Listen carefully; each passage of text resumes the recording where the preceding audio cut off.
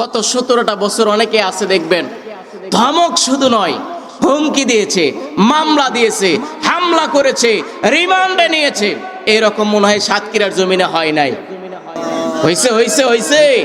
কারে দিবা তুমি জোরে ধমক, কার মাথায় ভাঙ বালাটি, ওই যে দেখো ডাকিতেছে তোমায় কবরের মাটি, ওই যে দেখো ডাকিতেছে তোমায় কবরের মাটি। এইরকম রাজশাহীর ভিতরে একটা ঘটনা মাওলানা বদরুল রশিদ চাচার কাছ থেকে শুনেছি। একটা ছেলে মানে পাকা পাকা আম গাছে চড়ে পাড়তেছে। তো গাছে চড়ে পাড়ার সময় মালিক এসে বলতেছে, এই ছেলে, তুই চুরি করে আমার গাছের পাকা আমগুলো পারলি, তোর বাপের কাছে আমি বিচার দেব। তখন ছেলে হাসতে হাসতে বলতেছে, বিচার দেবেন? দেন, আপনি আমার বাবাকে বিচার দেবেন, দেন।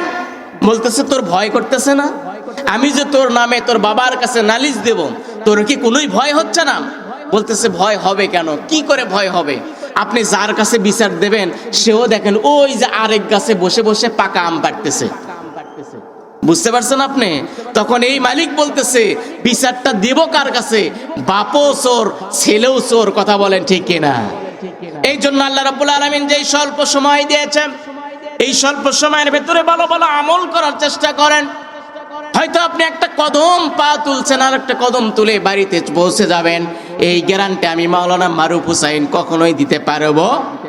এই জন্য আল্লাহ রাব্বুল আলামিন বলছেন, পৃথিবীর মানুষেরা রে, আমি তোমাদেরকে যে আমল করার নির্দেশ দিলাম, এই আমল করলে আমাদের কি লাভ হবে? আল্লাহকেও যদি আমরা প্রশ্ন করি, আল্লাহ আমাদের কি লাভ হবে? আল্লাহ রাব্বুল আলামিন বলছেন, আমল করে যদি মানুষ মৃত্যুবরণ করে, সঙ্গে সঙ্গে আমি আল্লাহ তাদেরকে জান্নাত দিয়ে দেব। বলেন সুবহানাল্লাহ। এইটা আমার মুখের বানানো কোনো কথা নয়। আল্লাহ রাব্বুল আলামিন বলছেন, ইয়া আইয়াতুহান নাফসুল মুতমাইন্না ইরজিই ইলা রাব্বিকি রাদিয়াতাম মারদিয়াম ফাদখুলি ফি ইবাদি ওয়াদখুলি জান্নাতি।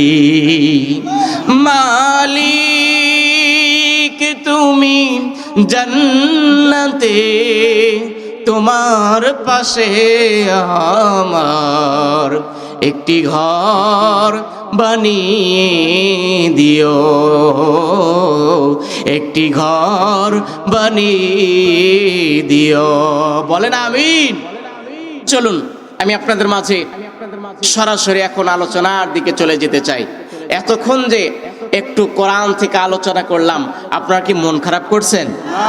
আমি আপনাদের মাঝে তেলাওয়াত করেছি সূরা ইমরান 3 পারা 13 পৃষ্ঠা 4 লাইন 4 রুকু 31 নম্বর আয়াত।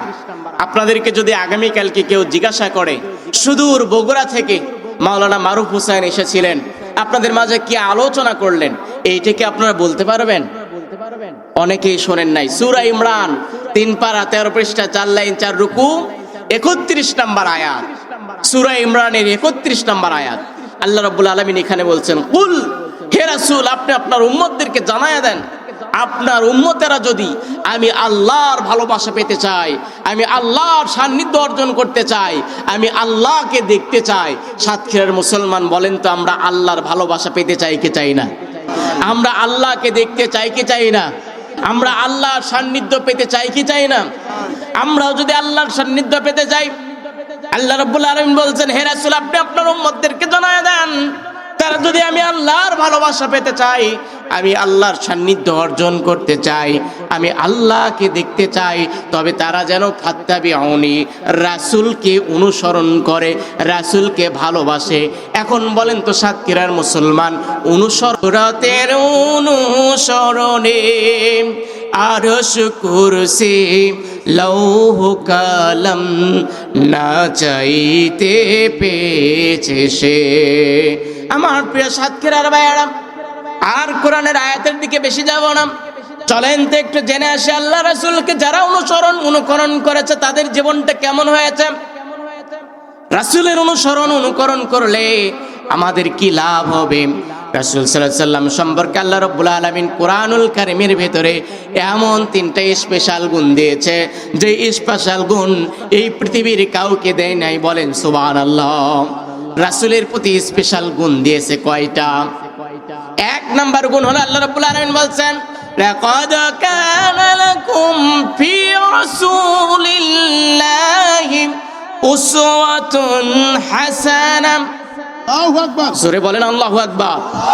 সূরা আযাব 21 নম্বর পারার 19 নম্বর লাইন, 21 নম্বর আয়াত, তাফসীর ফি জিলালিল কোরআন। আল্লামা সাইয়্যিদ কুতুব রাহমাতুল্লাহ আলাইহি বলেন, ও পৃথিবীর মানুষেরা, কোরআন খুলে দেখো, যে রাসূলকে তোমাদের মাঝে প্রেরণ করেছি এই রাসূলের ভিতরে সর্বোত্তম আদর্শ দিয়েছি। বলেন সুবহানাল্লাহ। রাসূলের ভিতরে সর্বোত্তম আদর্শ দিয়েছে, এটা আল্লাহ কোরআন দিয়ে জানিয়ে দিলেন। আর আমাদের নেতার কি অবস্থা ভাই? আমরা স্লোগান দেই, অমুক নেতার আদর্শ ফুলের মতো পবিত্র, নামাজ পড়ে না 1 ওয়াক্ত, বিড়ি সিগারেট টানে 5 ওয়াক্ত। কথা বলেন ঠিক কিনা? এইরকম নেতা আপনাদের এলাকার ভিতরে মনে হয় নাই। ঠাকুরগাঁও জেলার ভিতরে গিয়েছি মাহফিল করতে, গত 3-4 বছর আগে। এক মুরব্বী উঠে রওনা দিছে, এই মুরব্বী দাঁড়ান। এই বাজান আপনি কই যাবেন? মুরব্বী বলতে বলতে না, বসেন একটু। বলতে বলতে আপনি কি আবার যাবেন নাকি কোথাও? তো মুরব্বীকে যখন বলছে, মুরব্বী কোথায় যাবেন? বলতেছে স্যারে যাব হুজুর, স্যারে। আমি বললাম 1 বুঝি, 2 বুঝি, 3 বুঝি, স্যার তো আমি বুঝলাম না। বলতেছে এখন বলা যাবে না। আমি বললাম আপনি অবশ্যই আমার সাথে মাহফিলের পরে দেখা করবেন, দেখা করে 4 নাম্বার কি আমাকে জানায় দেবেন। আমার সাথে 4 নাম্বার ওই আলোচনার পরে দেখা করছে। বলতেছে হুজুর 4 নাম্বার এই যে এইটা, বুঝছেন আপনারা এটা কি? আমি বললাম যে মাহফিলের ভিতরে বসে থাকে, সাইডে বসে আবার গাও গরম করে। বলতেছে ওইটা না খেলে নাকি গাও গরম হয় না। নাউজুবিল্লাহ বলেন। প্রিয় ভাইরা, এই মাহফিল গুলো আমাদের জীবনকে পরিবর্তন করে দেওয়ার মাহফিল। কথা বলেন ঠিক কিনা? এই মাহফিল গুলো গত কয়েকটা বছর অসংখ্য জায়গায় করা যায় নাই। এই মাহফিল করার জন্য 144 জারি করেছে। আমার মতো ছোট্ট মানুষ কুমিল্লা জেলার ভিতরে একটা জায়গায় মাহফিল করতে গিয়াম, আপনাদের মধ্যে এরকম আলোচনা করতে করতে 11-12 জন এসে অ্যাটাক করে আমার মাহফিলটা বন্ধ করে দিয়েছে। সদল বলে অস্ত্র সহ এসেছে। পরবর্তীতে আমাকে আর আলোচনাও করতে দেওয়া হয় নাই। প্রিয় ভাইরা, এই কোরআনের মাহফিলগুলোতে আসলে আমাদের কি লাভ হবে? আল্লাহ রাব্বুল আলামিন বলছেন, ইন্নামাল মুমিনুনা আল্লাযীনা ইযা যুকিরাল্লাহু ওয়াজিলাত কুলুবুহুম ওয়া ইযা তুলিয়াত আলাইহিম আয়াতুহু যাদাতহুম ঈমানান ওয়া আলা রাব্বিহিম ইয়াতাওয়াক্কালুন। আলেমুল আলামারা আছে, তারা বলতে পারবে, যারা কোরআনের মজলিসগুলোতে বসবে, মোবাইলের ভিতরে যেমনই করে চার্জারের লাইন ঢুকায় দিলে মোবাইলটা চার্জ হতে হতে ফুল হয়ে যায়, ঠিক তেমনি কোরআনের মাহফিলে বসলে আল্লাহ রাব্বুল আলামিন আমাদের ঈমানের ভোল্টেজটাকে বৃদ্ধি করে দেয়। বলেন আল্লাহু আকবার। কিন্তু এই ঈমানের ভোল্টেজগুলো মাঝে মধ্যে কয়েকটা বছর আমরা আলোচনা করতে পারি নাই। এই যে আপনারা দিয়েছেন আন্তর্জাতিক খ্যাতি সম্পূর্ণ, আমার নামের আগে দিয়েছেন, আমি এটা জানতাম না। আন্তর্জাতিক খ্যাতি সম্পূর্ণ এখনো হয় নাই। আপনাদের দোয়ায় 2-3টা রাষ্ট্রে আমি সফর করেছি, গিয়েছি, কিন্তু আন্তর্জাতিক বক্তা একজনই ছিলেন বাংলার জমিনের ভিতরে, তিনি আর কেউ নয়, আল্লামা দেলোয়ার হোসেন সাঈদী। কথা বলেন ঠিক কিনা? দলমত নির্বিশেষে আওয়ামী লীগ, বিএনপি, জামাত, অন্যান্য যত দল রয়েছে সকলের হৃদয়ের স্পন্দন ছিলেন তিনি, কোরআনের পাখি আল্লামা দেলোয়ার হোসেন সাঈদী। কথা বলেন ঠিক কিনা? আমি রাজনৈতিক আলোচনা করার জন্য এখানে উপস্থিত হই নাই, তবে আমাদের মতাদর্শ হলো, আমাদের কথা স্পষ্ট, কোরআনের দাওয়াত যারা দেয়, কোরআনের আলোচনা যারা করেন, কোরআনের ধারক বাহক যারা আছেন, তাদেরকে আমরা সবাই ভালোবাসি অন্তর থেকে, কলিজা দিয়ে। কথা বলেন ঠিক কিনা? কিন্তু তাদেরকে বছরের পর বছর নির্যাতন করা হয়েছে। মানুষদের আক্ষেপ ছিল সর্বশেষ একটা, অন্তত পক্ষে মৃত্যুর পরে তার জানাজার নামাজে উপস্থিত হব। বাতিলপন্থীরা তার জানাজার নামাজে আমাদেরকে 144 জারি করে পর্যন্ত বন্ধ করে দিয়েছিল। কথা বলেন ঠিক কিনা?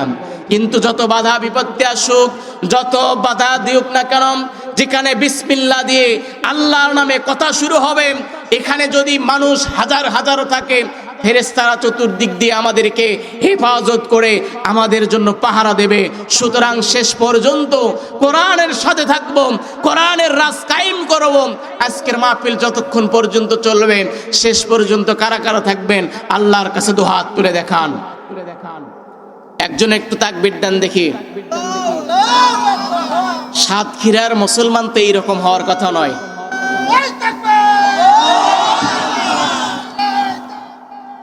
সাতক্ষীরার জমিনটা উর্বর জমিন। আল্লাহ তাআলা যেন কোরআনের রাজ কায়েম এখান থেকে করার তৌফিক দেয়, সকলে বলে আমিন। প্রিয় ভাইয়েরা মনোযোগ দেন, গভীর মনোযোগ। এই জন্য আল্লাহ রাব্বুল আলামিন প্রথম নাম্বার চরিত্র, প্রথম নাম্বার আল্লাহ রাব্বুল আলামিন রাসূলের যে সার্টিফিকেট প্রদান করলেন, আল্লাহ রাব্বুল আলামিন বলছেন লাকাদ কানা লাকুম ফি রাসূলিল্লাহি উসওয়াতুন হাসানাহ, যে রাসূলের ভিতরে সর্বোত্তম আদর্শ দিয়েছি, বলেন সুবহানাল্লাহ। কেমন আদর্শ ছিল? এই রাসূলের প্রতি প্রেমে মাতোয়ারা হলেন হযরত বেলাল রাদিয়াল্লাহু তাআলা আনহু। বেলাল রাদিয়াল্লাহু তাআলা আনহু রাসূলের প্রতি আদর্শে অনুপ্রাণিত হয় ইসলাম ধর্ম গ্রহণ করেছেন। শুধু তাই নয়, রাসূলের আদর্শে অনুপ্রাণিত হয়ে হযরতে আলী রাদিয়াল্লাহু তাআলা আনহু তিনিও ইসলাম ধর্ম গ্রহণ করেছেন। প্রিয় ভাইরা গভীর মনোযোগ দেবেন, গভীর আলোচনার দিকে যাচ্ছি। আল্লাহ রাসূলের হাতে হাত রেখে কালেমা পড়ে মুসলমান হয়েছে হযরতে আলী। চতুর্দিকে যখন মুসলমানরা কালেমা পড়তে লাগলেন, তখন কাফেরদের অত্যাচার ষড়যন্ত্র বাড়তে লাগলো। যখন ষড়যন্ত্র বাড়তে বাড়তে তারা পরিকল্পনা করতে লাগলো, আল্লামা দেলোয়ার হোসেন সাঈদীকে যদি দুনিয়া থেকে আউট করে দেওয়া যায়, তাহলে কোরআনের রাজ কায়েম বন্ধ করে দেওয়া যাবে। কিন্তু তারা বুঝতে পারে নাই, আল্লামা সাঈদীর উত্তরসূরি হাজার হাজার মালেমরা তারা দায়িত্ব নিয়েছে। কথা বলেন ঠিক কি না? ঠিক এমনই করে আল্লাহ রাসূলের হাতে হাত রেখে কালেমা পড়ে হযরতে আলী মুসলমান হয়েছে। কাফেররা চতুর্দিকে ষড়যন্ত্র করতে লাগলো। প্রথমেই তো রাসূলকে ধরা যাবে না, কিন্তু তার ডালপালাদেরকে যদি আগে আউট করা যায়, তাহলে এমনি আল্লাহ রাসূল পড়ে যাবে। এমনি করে ষড়যন্ত্র করার কারণে তারা পরামর্শ করতে লাগলো কিভাবে আলীর সামনে যাবে। আলী রাদিয়াল্লাহু তাআলা আনহুর সামনে যারা যায়, আলী রাদিয়াল্লাহু তাআলা আনহু তলোয়ারের আঘাত দিয়া তাদেরকে এই দুনিয়া থেকে আউট করে দেয়। বলেন আল্লাহু আকবার। তারা পরামর্শ করতে লাগলো, আলীকে যদি দুনিয়া থেকে আউট করতে হয়, তাহলে আলী রাদিয়াল্লাহু তাআলা আনহুর সামনে যাইতে হলে আমাদেরকে মুসলমান সাজতে হবে। কি সাজতে হবে? মুসলমান সাজতে হবে। আমাদেরকে নবীর হাতে কালেমা পড়ে বায়াত নিতে হবে। নবীর হাতে হাত রেখে কালেমা পড়ার জন্য কাফেরদের মধ্য থেকে দুইজন কাফের চলে গেলেন, রাসূলের হাতে হাত রেখে কালেমা পড়ে মুসলমান সাজলেন। এখন আপনাদেরকে যদি বলি, বলেন তো কালেমা পড়লেই কি মুসলমান হওয়া যায়? কালেমা পড়লেই কিন্তু মুসলমান হওয়া যায় না। তার জ্বলন্ত প্রমাণ আছে, যারা মুরব্বী আছে তারা বলতে পারবে। 1971 সালে স্বাধীনতার সময় বাংলাদেশ এবং পাকিস্তানের ভিতরে যখন যুদ্ধ শুরু হয়ে গেল, পাকিস্তানে হানাদার বাহিনী এসে যখন আমাদের বাংলাদেশের উপরে স্টিম রোলার চালাইতে লাগলো, তখন সর্বপ্রথম হিন্দুদেরকে কিন্তু নির্যাতন শুরু করেছে। যারা বিধর্মী আছে তাদের উপরে স্টিম রোলার চালাইতে লাগলো। হিন্দু ভাইরা তখন নিজের প্রাণ বাঁচানোর জন্য মাথায় টুপি পরতে লাগলো। মনোযোগ দেবেন। হিন্দু ভাইরা নিজেদের জান বাঁচানোর জন্য মাথায় টুপি দিতে লাগলেন, পরনে জুব্বা পরতে লাগলেন, নিজের দাড়িগুলোকে বড় করতে লাগলেন। এখন বলেন তো মুসলমান দাড়ি রাখলেই কি মুসলমান হওয়া যায়? জুব্বা পরলেই কি মুসলমান হওয়া যায়? কালিমা মুখে পড়লেই কি মুসলমান হওয়া যায়? তবে আলহামদুলিল্লাহ আপনাদের এই মসজিদের সম্মানিত সভাপতি তিনি আজকে বলছে, হুজুর আমার যে দাড়ি আছে আমি নিয়ত করছি আর আমি কাটবো না। আলহামদুলিল্লাহ বলেন। আল্লাহ যেন আমাদের এই দাড়ি নিয়ে অন্তত পক্ষে নবীর সামনে যাওয়ার তৌফিক দেয়, সকলে বলে আমিন। আজকে যদি আপনি মারা যান, বলেন তো কোন মুখ নিয়ে আপনি নবীর সামনে যাবেন? অন্তত পক্ষে মুখে যদি দাড়ি থাকে আমরা রাসূলের সামনে দাঁড়াইতে পারবো। কথা বলেন ঠিক কিনা? প্রিয় ভাইয়েরা গভীর মনোযোগ দেবেন। হিন্দু ভাইয়েরা তখন নিজেদের জান বাঁচানোর জন্য তারা কালিমার বেশভূষা ধারণ করতে লাগলো। পাকিস্তানি হানাদার বাহিনী যখন এসে হিন্দুদেরকে ধরছে, বলো তুমি কে? পাকিস্তানি হানাদার বাহিনীরা যখন বলেছে তুমি কে, এই হিন্দু ভাইয়েরা তখন বলতে লাগলো আমি হলাম মুসলমান। মুসলমান হও তো কালেমা বাতাও। এই হিন্দুরা তখন কালেমা শিখে নিয়েছিল। কালেমা বললো লা ইলাহা, কালেমা পড়তে লাগলো। হিন্দুরা বলতে লাগলো লা ইলাহা ইল্লাল্লাহ। আর অন্তরে বলতে লাগলো, আমরা হলাম কোন মুসলমান, শুধু দেশটা স্বাধীন হয়ে যাক। দেশটা যখন স্বাধীন হয়ে গেল 1971 সালের ভেতরে 16ই ডিসেম্বরের মধ্যে, তখন ওই হিন্দু ভাইরা নিজেদের দাড়িগুলোকে আবার কামায়া ফেলে দিল, নিজেদের মাথার টুপিগুলো ডাস্টবিনের ভেতরে ফেলে দিতে লাগলো, নিজেদের পরনের জুব্বাগুলো খুলে ফেলে দিতে লাগলো। এখন সাতক্ষীরার মুসলমান বলেন তো, ওই যে হিন্দু ভাইয়েরা কালিমা পড়লো, নিজের মাথায় টুপি দিল, নিজের পরনে জুব্বা পরলো, এরা কি মুসলমান? জোরে বলেন, এরা কি মুসলমান? এরা কিন্তু কখনোই মুসলমান নয়। ঠিক তেমনি নবীর হাতে হাত রেখে আলীকে হত্যা করার জন্য, শহীদ করার জন্য তারা নিজেরা এসে নবীর হাতে হাত রেখে কালেমা পড়লো, লা ইলাহা ইল্লাল্লাহ। তাদের উদ্দেশ্য ছিল হযরতে আলী যখন যুদ্ধে যাবে, তাদের উদ্দেশ্য ছিল আলীকে দুনিয়া থেকে বিদায় করে দেবে। ঠিক তেমনি কিছুদিন পরে যুদ্ধ শুরু হয়ে গেল। যখন যুদ্ধ শুরু হয়ে গেল, নবীজি হযরতে আলী রাদিয়াল্লাহু তাআলা আনহুকে, নবী সাল্লাল্লাহু আলাইহি সাল্লাম তখন আলী রাদিয়াল্লাহু তাআলা আনহুকে সেনাপতি করে তখন জিহাদের ময়দানে প্রেরণ করলেন। গভীরে মনোযোগ দেন, যখন জিহাদের ময়দানে নবী প্রেরণ করে দিলেন, হযরতে আলী রাদিয়াল্লাহু তাআলা আনহু সামনে জিহাদের নেতৃত্ব দিতে লা ইলাহা ইল্লাল্লাহ তাকবীর, নারায়ে তাকবীর, আল্লাহু আকবারের ধ্বনি, তাকবীর দিতে দিতে সামনে যখন যায়, হঠাৎ করে কাফেরদের মধ্য থেকে ওই দুইজন ব্যক্তি তারা পেছন থেকে তীর মারলো। আলী রাদিয়াল্লাহু তাআলা আনহুর শরীরের ভেতরে এমন করে পেছন থেকে লেগে গেল।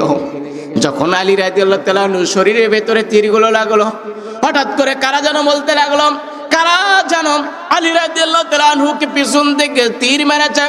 আলী রাদিয়াল্লাহু তাআলা আনহুর শরীরের ভেতরে যখন তীর লেগেছে, তখন হঠাৎ করে জমিনের উপরে আলী পড়ে গেছে। জবে করা একটা মুরগিকে ফেলে দিলে যেমনই করে ছটফট করেন, আলী রাদিয়াল্লাহু তাআলা আনহু তখন ছটফট করতে লাগলেন। আলী রাদিয়াল্লাহু তাআলা আনহু চিৎকার করতে লাগলেন। এই কথাটা নবীর কানে চলে গেল। নবী শোনার সঙ্গে সঙ্গে নিজের চোখের পানিগুলোকে আর ধরতে রাখতে পারলেন না। কে যেন আলীকে পিছন থেকে তীর মেরেছে। যখন তীর মারবে, মুরব্বী যারা আছে তারা বলতে পারবেন, তীরের মাথায় কিন্তু দুইটা আল থাকে। এই দুইটা আল যখন আলী রাদিয়াল্লাহু তাআলা আনহু শরীরের ভিতরে প্রবেশ করেছে, এমন ভাবে এই দুইটা আল হাড্ডির সঙ্গে লেগে গেছে। যখন সাহাবীরা টান মারে, তখন আর কিছুই বের হয় না, শুধু রক্ত বের হয়, শুধু রক্ত বের হয়। নবী সাল্লাল্লাহু আলাইহি সাল্লাম দৌড় দিলেন আলীর কাছে। আলী, এ প্রাণের আলী রে, তুমি সাধারণ কোনো মানুষ নও, সাধারণ কোনো মানুষ নও, তুমি হলে জান্নাতি সাহাবী, তুমি আমার জানের জান, তুমি আমার প্রাণের প্রাণ, তুমি আমার জামাতা। তোমাকে কারা শহীদ করলো, তুমি কি আর বাঁচবা না? নবী সাল্লাল্লাহু আলাইহি সাল্লাম নিজের চোখ দিয়ে পানি ঝরঝর করে ফেলে দিয়েছেন। আলী রাদিয়াল্লাহু তাআলা শুধু ছটফট করতেছেন। নবী বলতে লাগলেন, হযরতে আলী আর হয়তো বাঁচবে না। নবী সাল্লাল্লাহু আলাইহি সাল্লাম দুইজন সাহাবীকে বললেন, সাহাবীরা রে, এই তীরগুলো তোমরা টান মেরে বের করে দাও, টান মেরে বের করে ফেলে দাও। কিন্তু সাহাবীরা যখন টান মারবে, ওই দুইটা আল এমন ভাবে হাড্ডির সঙ্গে লেগেছে, এই দুইটা তীর আর বের হতে চায় না। আলী রাদিয়াল্লাহু তাআলা চিৎকার করতে কষ্ট পাইলেন। নবী বললেন, সাহাবীরা রে দেখো, সাহাবীরা রে, এ সাহাবীরা দেখো, এই আলী রাদিয়াল্লাহু তাআলা আনহু ইসলামের জন্য নিজের শরীর থেকে রক্ত জমিনের ভেতরে ফেলে দেয়। সুতরাং সাহাবীরা শুনে নাও, জেনে নাও, যে আলীর জমিনের ভেতরে রক্ত বেরোছে, এই জমিনটা কোরআনের রাজ কায়েম হতে কখনোই দেরি নাই। বলেন আল্লাহু আকবার, লিল্লাহে তাকবীর। নবী বললেন, সাহাবীরা রে, এখন তোমরা এই তীরগুলো বের করো না। যখন আলী রাদিয়াল্লাহু তাআলা আনহু নামাজের ভিতরে যাবে, জোরে বলেন কার ভেতরে যাবে, আওয়াজ দিয়ে বলেন কার ভেতরে যাবে। যখন আলী রাদিয়াল্লাহু তাআলা আনহু নামাজের ভিতরে যাবে, তখন দুইজন সাহাবী তীরগুলো টান মেরে বের করবা। যখন আলী রাদিয়াল্লাহু তাআলা আনহু নামাজের ভিতরে দাঁড়ায় গেলেন, সুললিত কণ্ঠে তেলাওয়াত করে লাগলেন, আর রহমানু আল্লামাল কুরআন খালাকাল ইনসানা আল্লামাহুল বায়ান। সুললিত কণ্ঠে তেলাওয়াত করতে করতে যখন নামাজ পড়তেছে হযরতে আলী, সাহাবীরা বললেন, এই সাহাবীরা রাসূল সাল্লাল্লাহু আলাইহি ওয়াসাল্লাম সাহাবীদেরকে বললেন, সাহাবীরা রে যাও এবার ওই আলীর শরীর থেকে তীরগুলো টান মেরে বের করো। যখন সিজদায় পড়ে গেছে দুইজন জোর যুবক যারা, এই দুইজন শক্তিমান সাহাবীদেরকে যখন নির্দেশ দিলেন, আলী রাদিয়াল্লাহু তাআলা আনহুর শরীর থেকে দুইটা তীর এমন ভাবে টান মারলেন, আলী রাদিয়াল্লাহু তাআলা আনহুর শরীর থেকে ফেনকি দিয়ে জমিনের ভিতরে রক্ত পড়তে লাগলো। গোস্তের একটা টুকরা জমিনের উপরে পড়ে গেল। রাসূল বললেন, দেখো সাহাবীরা রে, দেখো হযরত আলী রাদিয়াল্লাহু তাআলা আনহু ইসলামের জন্য নিজের শরীর থেকে গোস্তগুলো জমিনের ভেতরে ফেলে দেয়। আমার প্রিয় সাতক্ষীরার মুসলমান, একটু গভীর মনোযোগ দেবেন। নিজের শরীর থেকে যখন ঝরঝর করে জমিনের উপরে রক্ত পড়তে লাগলো, নবী বললেন, দেখো তাদের শরীর থেকে কেমন করে রক্ত বের হয়, একটু গভীর মনোযোগ দেবেন। এমন একটা রক্ত কিন্তু আপনার মায়ের পেট থেকেও আপনি যখন জমিনের ভিতরে আসছেন তখন পড়ছে। কথা বলেন ঠিক কিনা? আপনি যখন জমিনের ভিতরে আসবেন, আপনার হয়তো এখন মনে নাই, এই যে চাঁদপুর জেলার একটা ঘটনা পত্রিকার ভিতরে আসছিল। এমনি করে একটা মাহফিলের ভিতরে একজন বক্তা বলতেছেন, কোনো মায়ের সন্তান তার মায়ের ঋণটা পরিশোধ করতে পারবে না। কোনো মায়ের সন্তান জন্ম নেয় নাই যেই সন্তানটা তার মায়ের ঋণটা পরিশোধ করতে পারবে। হঠাৎ করে এই মাহফিলের ভিতরে একজন সচিব বসেছিলেন। ওই সচিব বলতে লাগলেন, বাংলাদেশের সর্বোচ্চ বেতনভুক্ত আমি, আর এই ও হুজুর বলতেছে কোন মায়ের সন্তানই নাকি ঋণ পরিশোধ করতে পারবে না। এখন বলেন তো আপনারা মায়ের ঋণ শোধ করতে পারবেন? সচিব ছেলে বলতেছে, না আমি আমার মায়ের ঋণ শোধ করেই দিব, আমি আমার মায়ের ঋণ শোধ করেই দিব। মায়ের কাছে চলে গেলেন জেদি ছেলে। এই জেদি ছেলেটা মায়ের কাছে গিয়ে বলতে লাগলেন, মা আপনার ঋণ যদি আমি রেখে দুনিয়া ছেড়ে চলে যাই, আপনার কাছে যদি আমি ঋণ করি তাহলে জান্নাতে আমি যেতে পারবো না। মা,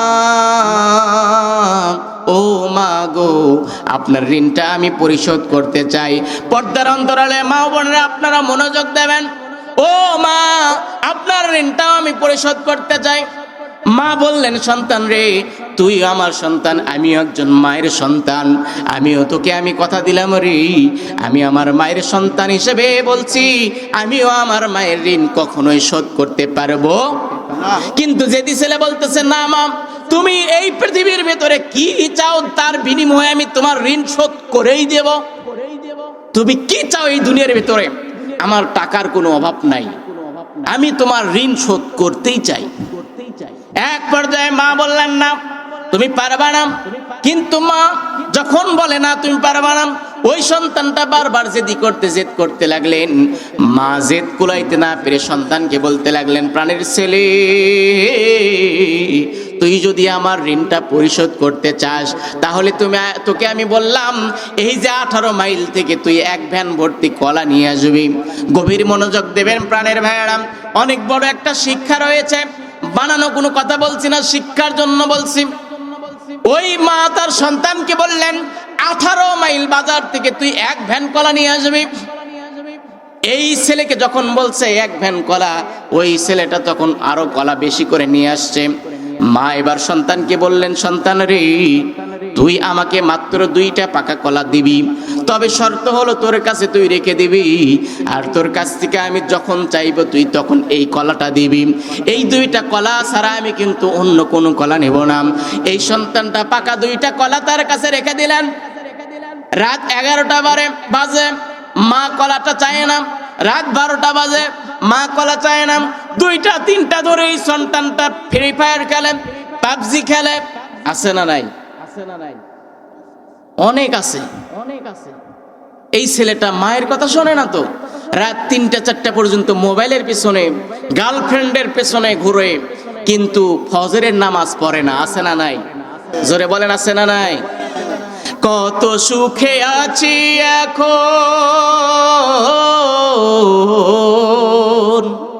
কত সুখে আছি এখন, যাচ্ছে দারুণ দিন কাল, নেই অ্যানালগ দিন তো আর হইছে এখন ডিজিটাল, নেই অ্যানালগ দিন তো আর হইছে এখন ডিজিটাল।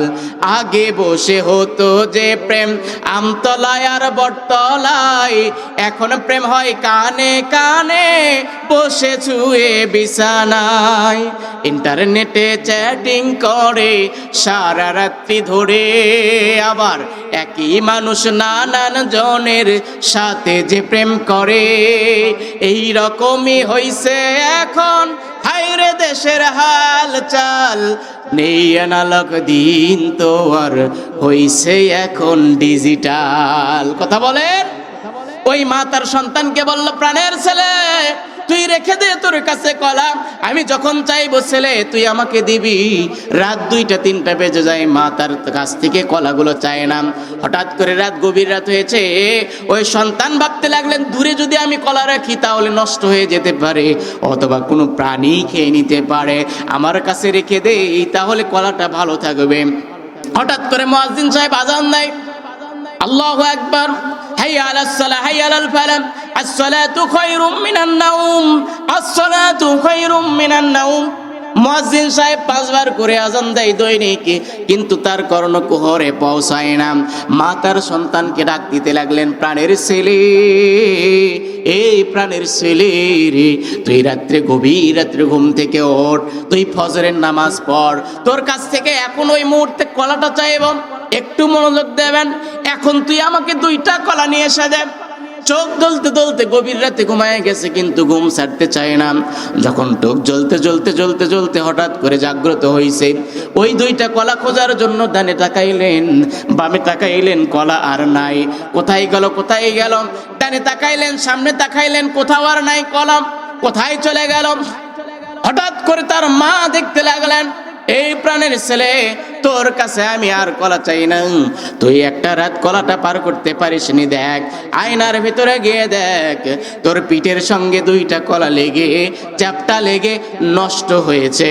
সুতরাং সন্তান, তুই একটা রাত তোর মাত্র 2টা পাকা কলা পার করতে পারলি না। এই প্রাণের ছেলে, গভীর মনোযোগ দিয়ে শোন, তোকে আমি একদিনের জন্য রাত্রে পার করি নাই। তুই যখন তোর বাবার মাধ্যমে আমার গর্ভে চলে আসলি, যখন আমার গর্ভে চলে আসলি, আমার পেটে একটা জায়গা ধরলি, আমার পেটের ভেতরে জায়গা শূন্য হয়ে গেল, আমি ভালো মতো খাবার মুখে দিতে পারি না। একটু মনোযোগ দেন, যদি মায়ের আলোচনা শুনে নিজের চোখ দিয়ে একটা ফোঁটা পানি ফেলতে পারেন, ওই চোখের পানির বদৌলতে আমি মাওলানা মারুফ হোসাইন বলে গেলাম, আপনার মা বাবাকে আল্লাহ তাআলা মাফ করে দেবেন। তার কারণে এই কথা আমার নয়, এই কথা নবী বলছেন। যদি কোনো মায়ের সন্তান তার মায়ের কথা শুনে নিজের চোখ থেকে পানি ফেলতে পারে, ওই সন্তানের জন্য আমি বলে দিলাম রে, ওই সন্তানকে আল্লাহ রাব্বুল আলামিন মাফ করে দেবে। প্রাণের প্রিয় ভাইয়ারা, সাতক্ষীরার মুসলমান, ওই মা বললেন, প্রাণের ছেলে, তুই আমার গর্ভে যখন আসলি ছেলে, তখন আমি আর কিছু খাইতে পারি না, আমার শুধু বমি হতে থাকে, বমি হতে থাকে। এক পর্যায়ে তুই আমার ঘরের, আমার এই পেটের ভিতরে জায়গা নিলি, আমি কিছু না খাইতে আমার পেটটা ভরে যায়। 1 দিন যায়, 2 দিন যায়, মনে করে 10 মাস 10 দিন ধরে তোকে গর্ভে রাখলাম। ডাক্তাররা বলছেন, ওই মায়ের গর্ভে আপনি যখন ছিলেন, এই গর্ভে থাকার সময় 1 দিন নয়, 2 দিন নয়, 4000 বার আপনি আপনার মায়ের গর্ভে লাথি দিয়েছেন। বলেন আল্লাহু আকবার। 4000 বার আপনি আপনার মায়ের গর্ভের ভিতরে থাকার সময় লাথি দিয়েছেন। আপনি কেমন করে আপনার মায়ের কাছ থেকে মাপ নেবেন? গভীর একটা আলোচনা করে যাব, শুনে নেন, জেনে নেন। এই মা তখন তার সন্তানকে বলতে লাগলো, সন্তান, শুধু তাই নয়, শুধু তাই নয়, মাঝে মধ্যে আমার ব্যথা উঠতে থাকে, ব্যথা উঠতে থাকে, এমনি করে ব্যথা বাড়তে বাড়তে বাড়তে বাড়তে যখন প্রসব বেদনা শুরু হয়ে গেল, এমন যন্ত্রণা, যেই যন্ত্রণা আমার আর সহ্য হয় না। এই প্রাণের ছেলে, যখন আমি আমার যন্ত্রণা শুরু হয়ে গেল, পরিবারের আত্মীয় স্বজন আমাকে নিয়ে হাসপাতালে চলে গেল। হাসপাতালে যাওয়ার পরে ডাক্তার বলতে লাগলো, তোর বাবাকে বলতে লাগলো, আপনি কি আপনার স্ত্রীকে চান নাকি আপনার সন্তানকে চান? ওই বাবা তখন বলল, আমি আমার সন্তানকে চাই, যদি স্ত্রী চলে যায় আমি আরো একটা স্ত্রী পাবো। এমনই করে যখন প্রসব বেদনা শুরু হয়ে গেল। আমিও আল্লাহকে ডেকে বলতে লাগলাম, আল্লাহ, একটু বলেন না আল্লাহ, জোরে বলেন আল্লাহ। আল্লাহকে ডাক রে বান্দা, আল্লাহকে ডাক। আল্লাহকে ডাকতে ডাকতে জীবন চলে যাক তোমার, আল্লাহকে ডাকতে ডাকতে জীবন চলে যাক। আল্লাহকে ডাক রে বান্দা, আল্লাহকে ডাক। যখন তোমার কেউ ছিল না তখন ছিলেন তিনি। আওয়াজ দিয়ে বলেন সাতক্ষীরার মুসলমান, তিনিটাকে। যখন তোমার কেউ ছিল না তখন ছিলেন তিনি। এখন তোমার সব হয়েছে, পর হয়েছেন তিনি রে, পর হয়েছেন তিনি। আমার প্রিয় সাতক্ষীরার মুসলমান, ওই মা তখন আল্লাহকে ডেকে বললেন, আল্লাহ, আপনি আমাকে উঠায় আনেন, আর আপনি আমার প্রাণের কলিজার টুকরা সন্তানকে আপনি রেখে দেন। ওই সন্তান যখন দুনিয়ার ভেতরে আসলো, শুধু তাই নয়, সন্তান যখন দুনিয়ার ভেতরে আসবে, গঙ্গা বইলে যখন দুইটা দল যুদ্ধ লাগে, এই যুদ্ধ লাগতে স্রোতা ধানার মতো যখন রক্তের গঙ্গা বয়ে যায়, তখন মায়ের গর্ভের থেকে সন্তান আসার সময় এই মায়ের গর্ভ থেকে রক্ত জমিনের ভিতরে পড়তে লাগলো। এক পর্যায়ে ওই মা আপনার চেহারা মোবারক কানা দেখে প্রাণের মা সকল ব্যথা ভুলে যেতে লাগলো। বলেন আল্লাহু আকবার, নারায়ে তাকবীর। শুধু তাই নয় মুসলমান, শুধু তাই নয়, ওই মা তখন তার সন্তানকে বলতে লাগলেন, এই প্রাণের সন্তান, শুধু তাই নয়, তুই যখন দুনিয়ার ভেতরে আসলি, দুনিয়ার ভেতরে আসার পরে তুই কি খাবি, তোকে কি খাওয়াবো? তোর জন্য কোনো খাবারের ব্যবস্থা নাই, কিন্তু আল্লাহ রাব্বুল আলামিন এত দয়াবান, এত মায়াবান, ওই আল্লাহ তাআলা তোর মায়ের কাছ থেকে খাবারের ব্যবস্থা রেখেছে। বলেন সুবহানাল্লাহ। খাবারের ব্যবস্থা রাখছে। আর ডাক্তাররা বলছেন, প্রিয় ভাইরা গভীর মনোযোগ দিয়ে শুনে নেন, ডাক্তাররা বলছে আপনি আপনার মায়ের কাছ থেকে কতটুকু দুধ খেয়েছেন? 2.5 মণ দুধ আপনি আপনার মায়ের কাছ থেকে খেয়েছেন। বলেন সুবহানাল্লাহ। শুধু তাই নয়, আপনি এই শীতের ভেতরে ডান পাশে প্রস্রাব করেছেন, বাম পাশে রেখেছেন, বাম পাশে প্রস্রাব করেছেন, বুকের ওপরে রেখেছেন। আপনাকে খাওয়াইয়া, আপনাকে লালন পালন করে শিক্ষা দিয়েছে। আপনার অসুস্থতা বেড়ে গেলে আপনি কিছু বোঝেন নাই, কিন্তু আপনাকে নিয়ে ডাক্তারের কাছে দৌড় দিয়েছেন। বলেন তো প্রিয় ভাইরা, এই দয়া মায়া মায়ের ঋণ আমরা কখনোই শোধ করতে পারবো? কোনো মায়ের সন্তান ঋণ শোধ করতে পারবে? কিন্তু নবী বলছেন, যদি কোনো মায়ের সন্তান মায়ের জন্য নিজের চোখ দিয়ে ঝরঝর করে পানি ফেলে দিয়ে একটা ফোঁটা জমিনের উপরে ফেলতে পারে, ওই সন্তানের জন্য আল্লাহ তাআলা জান্নাতের ব্যবস্থা করেছে। বলেন সুবহানাল্লাহ। এই জন্য ওই যে হযরত আলী রাদিয়াল্লাহু তাআলা আনহু গভীর মনোযোগ দেন, নামাজের ভিতরে ঠিক তেমনই সিজদায় আছেন, নিজের শরীর থেকে রক্ত ঝরঝর করে পড়ে গেল। হযরত আলী রাদিয়াল্লাহু তাআলা আনহু নামাজের ভিতরে সিজদা অবস্থায় আছে। আলী রাদিয়াল্লাহু তাআলা আনহু সঘন সিজদার ভিতরে আছে। নবী বললেন, দেখো সাহাবীরা রে, আমার হযরত আলী কত বড় কষ্ট করে। যখন আলী রাদিয়াল্লাহু তাআলা আনহু ডান দিকে সালাম ফিরলেন, আসসালামু আলাইকুম ইয়া রাসূলুল্লাহ, আসসালামু আলাইকুম ওয়া রাহমাতুল্লাহ, আসসালামু আলাইকুম ওয়া রাহমাতুল্লাহ। যখন সালাম ফিরলেন, সঙ্গে সঙ্গে নবী বললেন, এই হযরতে আলী, তোমার শরীর থেকে যে এই তীরগুলো টান মেরে বের করা হইল, তুমি কি বিন্দু মাত্র টের পাইছো? হযরত আলী রাদিয়াল্লাহু তাআলা আনহু বললেন, ইয়া রাসূলুল্লাহ, ইয়া হাবিবাল্লাহ, আমি ওই আল্লাহর নামে কসম করে বলছি, আমার শরীর থেকে কখন রক্তগুলো আমার শরীর থেকে তীরগুলো কখন টান মেরে বের করা হয়েছে, আমি বিন্দু মাত্র কখনোই টের পাই নাই। বলেন আল্লাহু আকবার, লিল্লাহে তাকবীর। হযরত আলী রাদিয়াল্লাহু তাআলা আনহু সিজদার ভিতরে নামাজ পড়ে, তার শরীর থেকে তীরগুলো টান মেরে বের করা হয়, বিন্দু মাত্র টের পায় না। আর আমাদের নামাজের কি অবস্থা ভাই? আমাদের নামাজের অবস্থা কি? বগুড়া শহরের ভিতরে অ্যাডমিশন কোচিং করার সময় নামাজ পড়তেছি, একটু মনোযোগ দেন। আমার পাশে একটা ছোট্ট বালক আছে। এই ছোট্ট বালকেরা দেখবেন নামাজের ভিতরে গেলে একটু দুষ্টমি করে। তো ওর টার্গেট হলো সামনে আর একটা বালক বসছে, ওই বালকের পা ধরে টান মারবে। তো সিজদায় গেলে কিন্তু তারা ডিস্টার্ব বেশি করে। যখন সিজদায় গেছি, ওই ছোট্ট বালকের পাশে আর একটা মুরব্বি আছে, এই মুরব্বির পা ধরে মারছে টান।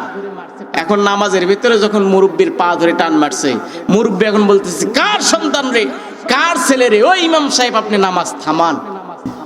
এখন বলেন তো কিসের নামাজ? এই ছোট্ট বালক আমার পা ধরে টান মারছে। বলেন তো ছোট্ট ছোট্ট সন্তানদের নামাজ পড়ানোর দরকার আছে না নাই? জোরে বলেন আছে না নাই? প্রিয় ভাইরা, আশেপাশে আরো একটা মাহফিল হচ্ছে, আপনাদের মাঝে একটা উদাহরণ দিই। উদাহরণটা হলো গাভীর একটা, আপনি গাভী পালন করেন, এই চাচা এই যে ওঠেন না, একটু কথাটা শুনে যান। গাভী আপনি পাইরিতে পালেন, এই গাভীকে যদি আপনি বলেন যে এই গাভী তোকে আমি সারা বছর খাওয়াইলাম, তোর নিচে বালতি রাখলাম, তুই একটু আজকে ইচ্ছে করে দুধ দে, বলেন তো দুধ দেবে? টানতে হবে, কথা বলেন ঠিক কিনা? তো টানার জন্য শ্রোতা দরকার। তবে আলহামদুলিল্লাহ আপনারা যারা এতক্ষণ ধৈর্য সহকারে বসে আছেন, শেষ পর্যন্ত উঠবেন না কারা কারা হাত তোলেন তো দেখি। লিল্লাহি তাকবীর। আপনারা কিন্তু কথা দিলেন, আপনারা যদি থাকেন আলোচনা ঘন্টা ব্যাপী চলবে ইনশাআল্লাহ। থাকবেন তো ইনশাআল্লাহ? হাত তোলেন তো দেখি কারা কারা থাকবেন না। আবারও কিন্তু মিস্টেক করলেন। অন্তরেরটা আল্লাহ গ্রহণ করুক, সকলে বলে আমিন। এবারে সবাই হাত তোলেন যারা যেখানে আছেন। শেষ পর্যন্ত বগুড়া থেকে আমি আসছি মুসাফির হিসেবে, যে কয়জন থাকবে আমি অন্তর থেকে দোয়া করে যাব খানায়ে কাবার মেহমান হিসেবে। আল্লাহ যেন আমাদের মা বাবাকে জান্নাতের মেহমান হিসেবে কবুল করে নেয়। আল্লাহ যেন আমাদেরকে খানায়ে কাবার জাহান মেহমান হিসেবে কবুল করে নেয়। যারা যারা আছেন শেষ পর্যন্ত আমার সাথে থাকবেন, একটু হাতটা তুলে দেখান। সবাই তোলেন। লিল্লাহি তাকবীর, নারায়ে তাকবীর। আল কোরআনের আলম, আল হাদিসের আলম, নারায়ে তাকবীর। প্রিয় ভাইরা, যে কথা বলছিলাম এখন, আচ্ছা আচ্ছা আচ্ছা আচ্ছা আপনারা বলেন এখন যে আল্লাহ রাব্বুল আলামিন আমাদেরকে নামাজের তাগিদ দিলেন, বলেন আমাদের নামাজ পড়া দরকার আছে না নাই? আল্লাহ রাব্বুল আলামিন ডেকে বলছেন, ওয়াকিলা মান রাক ওয়া জান্না আন্নাহুল ফিরাক ওয়ালতাফাতিস সাকু বিসাক ইলা রাব্বিকা ইয়াউমাইযিনিল মাসাক ফালা সাদ্দাকা ওয়ালা সাল্লাম ওয়ালাকিন কাযাবা ওয়া তাওয়াল্লা। হঠাৎ করে যখন মালাকুল মউত আপনার সামনে দাঁড়িয়ে যাবে, খপ করে আপনার রূহটাকে নিয়ে নেবে। খপ করে রূহটাকে যখন নিয়ে নেবে, আপনি তখন বলবেন, আল্লাহ আপনি আমারে আর একটা বার সুযোগ দেন আল্লাহ, ও আল্লাহ আপনি আমারে আর একটা বার সুযোগ দেন আল্লাহ। আল্লাহকে আপনি যখন বলবেন, আল্লাহ তখন বলবে, বান্দারে তোকে আমি যদি আর একটা বার সুযোগ দেই তাহলে তুই কি করবি? আল্লাহ রাব্বুল আলামিনকে তখন বলবেন, আল্লাহ দুনিয়াতে থাকতে আমি সত্য কথা বলি নাই, দুনিয়াতে থাকতে আমি দান খয়রাত করি নাই, দুনিয়াতে থাকতে আমি সত্যের পথে চলি নাই। সুতরাং যারা অসত্যের পথে ডেকেছে তাদেরকে আমি লাঠি পেটা করেছি, তাদেরকে আমি ঘর ছাড়া করেছি, তাদেরকে আমি রিমান্ডে দিয়েছি, তাদেরকে হামলা করেছি, তাদেরকে মামলা করেছি। সুতরাং আমি দুনিয়াতে থাকতে ভালো আমল করি নাই। আল্লাহ তখন বলবে, বান্দা তোর এই মুহূর্তে সব শেষ, তোকে আমি এখন জাহান্নামের ভেতরে ফেলে দেব। এখন বলেন তো তেতুলিয়ার মুসলমান, আমরা কি জান্নাতে যেতে চাই নাকি জাহান্নামে যেতে চাই? বলেন জান্নাতে যেতে চাই নাকি জাহান্নামে যেতে চাই? জান্নাতে আমরা যারা যারা যেতে চাই, একটু জান্নাতে যাওয়ার জন্য তিনটা আমল করা দরকার। কেউ উঠবেন না। মায়েদের জন্য আমি বলছি আলোচনা করব, কয়েক মিনিট তাদের জন্য আলোচনা করব, আরো আলোচনা হবে। কিন্তু আমরা যারা জান্নাতে যেতে চাই, আমাদের মা বাবা যারা দুনিয়া ছেড়ে চলে গেছে, আপনাদের মাঝ থেকে আমি চাইবো দেখি আজকের মাহফিল কেমন কবুলিয়ত হয়েছে। আল্লাহর রাস্তে 1000 করে টাকা দেবেন এই মাহফিলের উন্নয়ন কল্পে। যারা যারা আছেন 10 জন ব্যক্তিকে চাই 1000 করে টাকা দেওয়ার মতো প্রথম নাম্বার কে, এই জন্য কয়েকটা মিনিট তাদের জন্য আলোচনা করা দরকার। নবী বলছেন, সাহাবীরা গভীর মনোযোগ দিয়ে শুনে নাও, মায়েরা যদি 4টা আমল করতে পারে, এই 4টা আমল করার কারণে আল্লাহ রাব্বুল আলামিন জান্নাতের 8টা দরজায় খুলে দেবে। বলেন সুবহানাল্লাহ। একটু আমার দিকে চাপায় আসেন। মায়েদের জন্য আলোচনা করছি, মন খারাপ করতেছেন নাকি? তাদের ছাড়া আপনি জান্নাতে যেতে পারবেন? হুন্না লিবাসুল লাকুম ওয়া আনতুম লিবাসুল লাহুন্না। ও মায়েরা গভীর মনোযোগ দেন। আপনাদের জন্য নবী ওয়াজ করছেন, আপনারা যদি 4টা আমল করতে পারেন, তাহলে নবী বলছেন 4টা আমল করার কারণে আল্লাহ রাব্বুল আলামিন জান্নাতের 8টা দরজা খুলে দেবে। বলেন সুবহানাল্লাহ। মায়েদের জন্য 4টা আমল, এর ভিতরে 1 নম্বর আমল কি? সাহাবীরা বললেন, ইয়া রাসূলুল্লাহ, ইয়া হাবিবাল্লাহ, বলেন তো রাসূল, মায়েদের জন্য 4টা আমলের 1 নম্বর আমলটা কি? রাসূল বললেন, সাহাবীরা রে, গভীর মনোযোগ দিয়ে শুনে নাও, মায়েদের জন্য 1 নম্বর আমল হলো ওয়াক্ত মতো নামাজ পড়া, বাংলা কথায় সময় মতো নামাজ পড়া। এখন বলেন তো, মায়েরাই পড়বে নাকি পুরুষরাও পড়বে? জোরে বলেন, মায়েরাও পড়বে নাকি পুরুষরাও পড়বে? কিন্তু পার্শ্ববর্তী দেশের কিছু চ্যানেল আছে, স্টার জলসা, জি বাংলা ঢুকাইয়া দিয়ে রাখছে, মুয়াজ্জিন সাহেব আযান দেয়, হাইয়া আলাস সালাহ, হাইয়া আলাল ফালাহ, মুয়াজ্জিন সাহেব আযান দেয় মসজিদের দিকে, কিন্তু সিরিয়াল শুরু হয়ে যায়। এই সিরিয়াল দেখতে দেখতে দেখতে দেখতে মায়েরা পরে নামাজ পড়ে, দেরিতে নামাজ পড়েন, দেরিতে নামাজ আদায় করে। রাসূল বললেন, মায়েদের জন্য 1 নাম্বার সময় মতো নামাজ পড়তে হবে। আচ্ছা আসেন, আচ্ছা 1 নাম্বার আমল হলো ওয়াক্ত মতো নামাজ পড়া, কিন্তু কোরআন হাদিস সব ছেড়ে দেবে, কিন্তু নামাজ সময় মতো পড়বে না। আছে না নাই? কোরআন হাদিস ছাড়তে পারেন, নামাজ রোজা ছাড়তে পারেন, ছাড়বে না টিভির সিরিয়াল। হিন্দি এখন পরিবারটার করছে যে পয়মাল, কাজের মেয়ে মর্জি না হয় হিন্দি ছবির পাগল সেও, পাশের বাড়ির মদন রে কই তুমসে পিয়ার করতি হো। দাদার বয়স 80 বছর, কত বছর? দাদার বয়স 80 বছর, হিন্দি নাচে মারে তাল, হিন্দি এখন পরিবারটার করছে যে পয়মাল। আমার প্রিয় সাতক্ষীরার মুসলমান, গভীর মনোযোগ দেন। মায়েদের জন্য 1 নাম্বার আমলের কথা বললেন, ওয়াক্ত মতো সময় মতো নামাজ পড়স।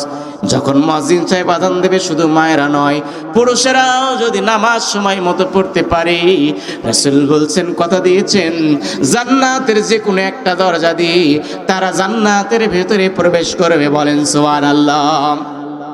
এরপরে সাহাবীরা বললেন, ইয়া রাসূলুল্লাহ, ইয়া হাবিবাল্লাহ, মায়েদের জন্য 2 নাম্বার আমলটা কি? মায়েদের জন্য 2 নাম্বার আমলের কথা রাসূল বললেন, সাহাবীরা রে, মায়েদের জন্য 2 নাম্বার আমল, গভীর মনোযোগের সহিত শুনে নাও। 2 নাম্বার আমল হলো রমজান মাসে রোজা রাখা। রমজান মাসে কি রাখা? জোরে বলেন, কি রাখা? এই যে রমজান, এই যে রজব মাস আসছে, আরবি রজব মাস, রজব মাস আসলে নবী একটা দোয়া করলেন, দোয়া করতেন সব সময়, আল্লাহুম্মা বারিক লানা ফি রজবা ওয়া শাবান ওয়া বাল্লিগনা রমাদান। বলেন আমিন। বাংলা অর্থ হলো, হে আল্লাহ, আপনি রজব এবং শাবান মাসের বরকত আমাদেরকে দেন, রমজান পর্যন্ত পৌঁছায় দেন। বলেন তো, রমজান মাস পর্যন্ত যদি আমরা আল্লাহর কাছ থেকে হায়াত না চেয়ে নেই, বলেন তো পৌঁছতে পারবো? ওরে আজ না হয় কাল তুমি যাইবা কবরে, যাওয়ার সময় দেখে বেঁচে গম তোমার সবই রইবে পরে, সবার যাইতে হবে গো। দাদা গেল, দাদি গেল, কেউ আইলো না ফিরে, সবার যাইতে হবে গো, তোমার সবে রইবে পরে, সবার যাইতে হবে গো। আজ না হয় কাল তুমি যাইবা কবরে, সবার যাইতে হবে গো। এই জন্য নবী বললেন, সাহাবীরা রে, ওদের জন্য 2 নাম্বার আমল হলো রমজান মাসে রোজা রাখা। এই রমজানের ভিতরে যদি কোনো মা তার গর্ভে একটা সন্তান আসে, এই সন্তানকে নিয়ে যদি সে সিজদা দেয়, ইমাম গাজালি রহমতুল্লাহ আলাইহি বলছেন, গর্ভে সন্তান আসার পরে এই সন্তানকে নিয়ে যদি সে নামাজ আদায় করে, সিজদা দিয়ে নামাজ আদায় করে, এই মাটা শুধু নামাজ আদায় করে না, এই গর্ভের সন্তানটাও নামাজের ট্রেনিং নিয়ে নেয়। সুবহানাল্লাহ বলেন। এই জন্য মায়েদের জন্য 2 নাম্বার আমল হলো রমজান মাসের রোজা। এরপরে সাহাবীরা বললেন, ইয়া রাসূলুল্লাহ, ইয়া হাবিবাল্লাহ, আপনি বলেন তো নবীজি 3 নাম্বার আমলটা কি? তৃতীয় নাম্বার আমল সম্পর্কে নবীজি বললেন, যখন স্বামী কাছে থাকবে, যখন স্বামী কোথায় থাকবে, একটু শূন্যস্থান মিলান, যখন স্বামী কোথায় থাকবে, যখন স্বামী কাছে থাকবে তখন স্বামীর খেদমত করা ফরজ। স্বামী যখন কাছে থাকবে তখন স্বামীর খেদমত করা ফরজ। খুশি হন নাই স্বামী হিসেবে? যখন স্বামী কাছে থাকবে তখন স্বামীর খেদমত করা ফরজ। কিন্তু স্বামী যখন কাছে আসে স্ত্রীর, তখন ব্যস্ততা বেড়ে যায়, আছে না নাই? একজন স্ত্রী, স্বামী মাঝে মধ্যে বাড়িতে দেরিতে আসে, তখন স্ত্রী মন বেজার করছে। এরকম ভালোবাসা আমাদের হওয়া উচিত। স্বামী স্ত্রীর ভালোবাসা কেমন হবে? স্বামী স্ত্রীর মধুর ভালোবাসা, এটা একটা পয়েন্ট করবেন। স্বামী স্ত্রীর মধুর ভালোবাসা কেমন হওয়া দরকার? স্বামী যখন বাইরে থেকে দেরিতে আসছে, স্ত্রী তখন স্বামীকে আলটিমেটাম দিচ্ছে, ও প্রাণের স্বামী, রাত 11টা-12টার দিকে আপনি দেরিতে আসেন কেন? আমি জানতে চাই। আগামীকালকেও যদি দেরিতে আসেন, আমি হুমকি দিচ্ছি, আগামীকালকে আমি আমার বাপের বাড়িতে চলে যাব। ভালোবাসাটা কেমন হওয়া দরকার দেখেন। আগামীকাল যদি দেরিতে আসেন, আলটিমেটাম দিলাম, আমি আমার বাপের বাড়িতে চলে যাব। পরের দিন আবার দেরিতে আসলেন, এক পর্যায়ে স্ত্রী, ওই স্ত্রীটা একটা চিঠি লিখেছে, ও প্রাণের স্বামী, আমি আর সহ্য করতে পারলাম না, আমি আপনার কাছ থেকে বিদায় নিয়ে চলে গেলাম। কিন্তু পরীক্ষা স্বরূপ সে খাটের নিচে ঢুকে আছে। দেখা দরকার যে আমার স্বামী কি করে। খাটের নিচে ঢুকে আছে।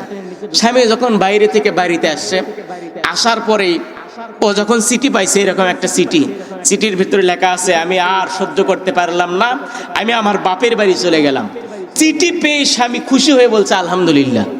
মোবাইল বের করে মোবাইলটা ধরে বলতেছে, ও প্রাণের স্ত্রী, ও প্রাণের প্রেমিকা, মাই গার্লফ্রেন্ড, আমি তো খুব খুশি হয়েছি, আমার যে আপদ ছিল, বিপদ ছিল, সে দূর হয়ে চলে গেছে। আগামী কালকেই তোমাকে আমি ঘরে আনবো। এখন বলেন তো, খাটের নিচে কে আছে?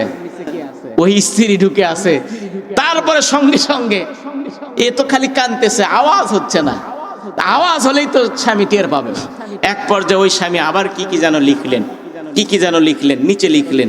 লেখার পরে ইনি বললেন মোবাইলের ভিতরে, তোমাকে আমি নিয়ে আসতে যাচ্ছি, তুমি অমুক রাস্তায় অমুক জায়গায় আসো। এই স্ত্রী তো কাঁদতে কাঁদতে ঘর থেকে বের হয়ে চলে যাবে, সব গোছানো শেষ। এক পর্যায়ে ওই চিঠির ভিতরে দেখতেছে যে কি লিখলো, একটু দেখি তো, একটু দেখা দরকার, একটু বিশ্লেষণ করা দরকার। কারণ বিনা অপরাধে, বিনা তদন্তে ফাঁসির রায় দেওয়া উচিত, তদন্ত করা দরকার। তদন্ত করে দেখতেছে, ওখানে নিচে লিখে রাখছে, ও প্রাণের স্ত্রী, আমি মাঝে মধ্যে দেরিতে কেন আসি জানো? কারণ হলো আমি যে বেতনটা পাই, এই বেতন দিয়ে আমার ঘর সংসার চলে না। আমার সন্তানদেরকে খাওয়াতে হয়, আমার সন্তানের চিকিৎসা করাতে হয়, আমার সন্তান মোবাইল চায়, আমার মেয়ে মোবাইল চায়, আমার ছেলে মোটর সাইকেল চায়, জিগজার চায়, এফজেড চায়, মাইক্রো চায়। এদেরকে কিনে দেওয়ার জন্য ওভার ডিউটি করে আসছে, আমার একটু লেট হয়। সুতরাং প্রাণের স্ত্রী, তুমি আমাকে সন্দেহ করো না, তবে তুমি যে তোমার খাটের নিচে লুকায় আসো, তোমার পাটা যে বের হয়েছে, তুমি কি লক্ষ্য রাখছো? সুবহানাল্লাহ বলেন। শিক্ষার জন্য বললাম, তোমার পাটা যে বের করে রাখছো, তুমি কি খেয়াল করছো? সুতরাং ধৈর্য ধরো, আমি বাইরে যাচ্ছি তোমার জন্য একটা গিফট আনতে, অন্য কোথাও যাচ্ছি না। সুবহানাল্লাহ বলেন। এইরকম ভালোবাসা হওয়া দরকার। কিন্তু আমাদের প্রাণের স্বামীরা যখন বাড়িতে আসে, তখন জ্বালা শুরু হয়ে যায়। কথা বলেন ঠিক কিনা? আশেপাশের বাইরে যারা আছে তাদের সঙ্গে ঘন্টার পর ঘন্টা ব্যস্ত থাকে, কিন্তু নিজের স্বামীর সাথে ভালো কথাবার্তা বলে না। স্বামী স্ত্রীর মধুর ভালোবাসা হওয়া দরকার। কারণ এটা আল্লাহর কবুলিয়ত হয়েছে, যার কারণে আল্লাহ তাআলা কবুল করে, যাচাই বাছাই করে আপনাদেরকে কবুল করছে। কথা বলেন ঠিক কিনা? এই জন্য গভীর মনোযোগ দেন। স্বামী যখন কাছে থাকবে, তখন স্বামীর খেদমত করা ফরজ। তৃতীয় নম্বর আমল হলো, স্বামী যখন কাছে থাকবে, স্বামীর খেদমত করা ফরজ। আর রাসূল বলছেন, যদি কোনো আল্লাহ রাব্বুল আলামিন যদি কোনো মানুষকে সিজদার হুকুম দিতেন, যদি কোনো মহিলাকে সিজদার হুকুম দিতেন আল্লাহ ব্যতীত, তবে তার স্বামীর পায়ে ওই স্ত্রীকে সিজদা দিতে বলতেন। বলেন সুবহানাল্লাহ। এরপরে রাসূলকে সাহাবীরা বললেন, বলবো নাকি শেষ করে দেব আলোচনা? বলবো না শেষ করে দেব?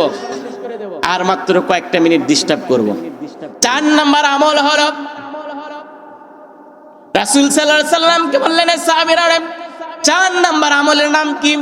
4 নাম্বার আমল সম্পর্কে রাসূল সাল্লাল্লাহু আলাইহি সাল্লাম বললেন সাহাবীরা যখন তোমার বোনেরা, তোমার মায়েরা, তোমার স্ত্রীরা থাকবে, যখন ঘর থেকে বাইরে যাবে তার জন্য পর্দার বিধান মেনে চলা ফরজ। তার জন্য পর্দার বিধান মেনে চলা ফরজ।